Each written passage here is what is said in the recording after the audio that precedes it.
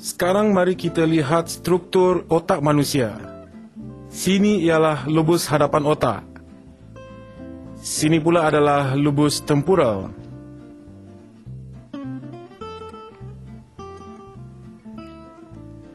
Bahagian ini pula memproses penglihatan kita. Anda dapat lihat banyak saluran darah di sini. Lain kata, banyak darah disalurkan ke otak kita.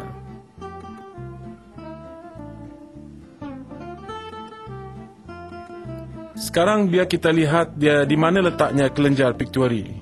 Ia berada di bahagian bawah otak kita. Inilah yang merembeskan HGH. HGH inilah yang bertanggungjawab pada pertumbuhan sel-sel tubuh manusia. Pakar sains telah membuktikan dengan meningkatnya umur kita, HGH yang dirembeskan malah semakin kurang. Bermula dari umur 21 tahun, paras HGH kita semakin menurun. Pada umur 40 tahun, kita hanya merembeskan kurang daripada setengah kuantiti HGH yang kita rembeskan bila kita berusia 30 tahun. Ketika umur menjadi 60 tahun, kita hanya merembeskan 1/4 daripada kuantiti yang dirembeskan ketika berusia 21 tahun. Mari kita bandingkan dua buah otak manusia ini. Yang ini adalah otak orang yang dalam lingkungan umur 20 hingga 30 tahun. Manakala yang ini pula adalah otak seorang yang berusia 70 tahun. Anda dapat lihat ia merosot sebanyak 30% kerana kekurangan HGH.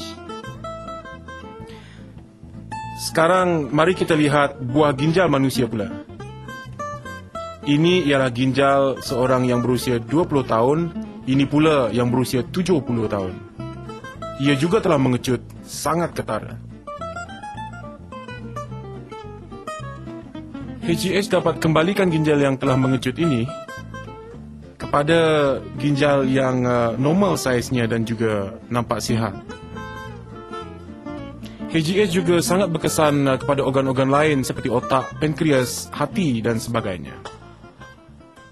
Dalam tempoh 1994 hingga 1996, lebih dari 800 pemerhatian klinikal menunjukkan menyuntik IGF berjaya meningkatkan 61% paras IGF dalam darah.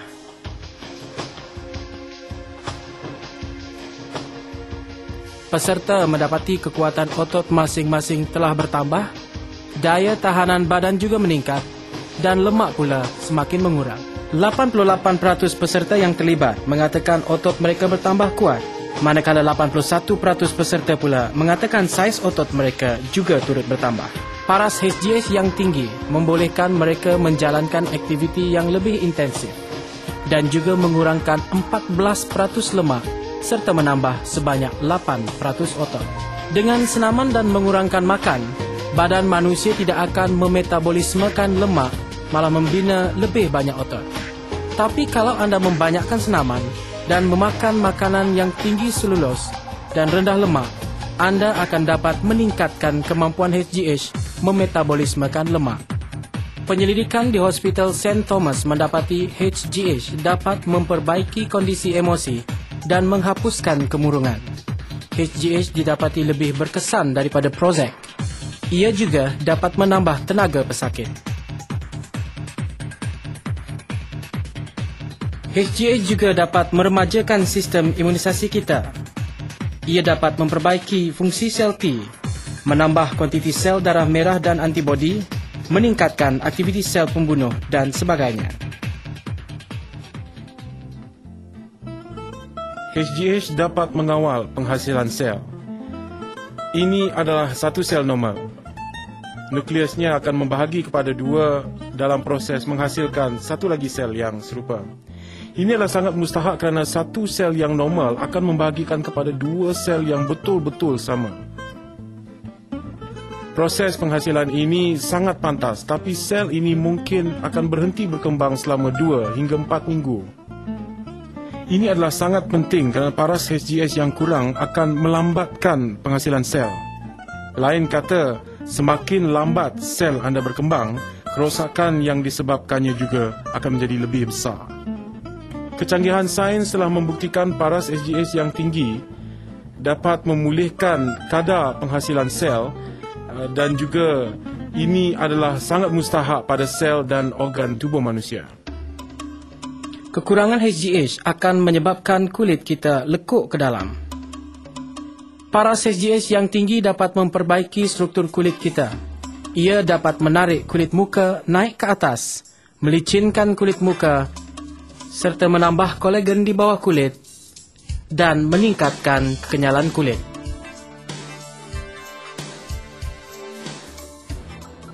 Bila usia meningkat, daya penglihatan kita semakin merosot kerana kekenyalan kanta dalam mata kita semakin merosot. HGH dibuktikan dapat memperbaiki kebolehan mata kita memfokus dan menghadapi perubahan kecerahan cahaya. Antara 333 orang pesakit yang kekurangan HGH, peratus pesakit yang meninggal kerana sakit jantung adalah 2 kali ganda daripada pesakit yang normal paras HGH-nya. Didapati paras HGH yang tinggi dapat menurunkan tekanan darah, memperkuatkan otot jantung dan memperbaiki sel otot jantung yang telah rosak. HGH dapat merangsangkan sel tulang, membina lebih banyak tulang. Dengan vitamin D3 dan kalsium yang mencukupi, ketumpatan tulang meningkat dan dapat mencegah osteoporosis.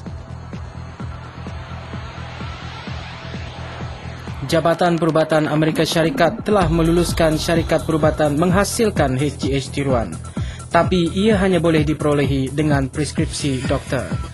Dengan memakan makanan suplemen tertentu, akan dapat merangsangkan pituitary merembeskan HGH. Sains perubatan telah membuktikan kemerosotan tubuh badan boleh diterbalikkan. Tidak lama dari sekarang, orang yang berusia akan dapat menikmati lebih 10 hingga 20 tahun hayat yang lebih sihat dan bertenaga. Para saintis telah menemukan rahsia mengembalikan keremajaan.